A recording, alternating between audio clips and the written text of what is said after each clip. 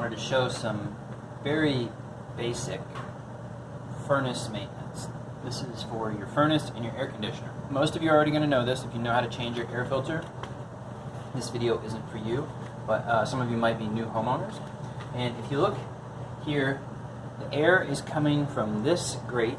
Down here it's going in. Here it's being pulled up into the machine. And then right here you notice some numbers, 14 by 25.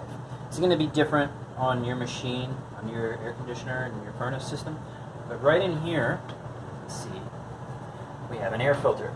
It's going to be hard for me to pull this out because it's being almost vacuumed in and pulled up. But this is, the air is being pulled through here and we're filtering out most of the dust and debris. So here's what a clean one looks like. This particular one has metal to make it stronger and more reinforced, but you can see this is kind of an off-white color. There is a recommended direction to have it. You're going to see here a tiny little thing that says airflow.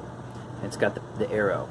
So on this style, since the air is coming from the bottom and going up, we want to follow it and install it that way. So that's what we have slid all the way in here. We have one of these that is the right size, 14 inches by 25 by 1 inch there. So to compare this to a used one, we had this in here a month or two. So you're being vacuumed into the air vent. But let's just do that kind of side by side. It's a different style, but they should be the same color. And hopefully you can see on camera how much dust is here versus a clean one. Hopefully that shows up. So this is what you want to do. You want to probably check it once a month. Some filters are going to tell you how long they last. It says lasts up to 3 months. So you might want to take a look at this every month and then change it basically every 3 months. Your filter system might be a little different.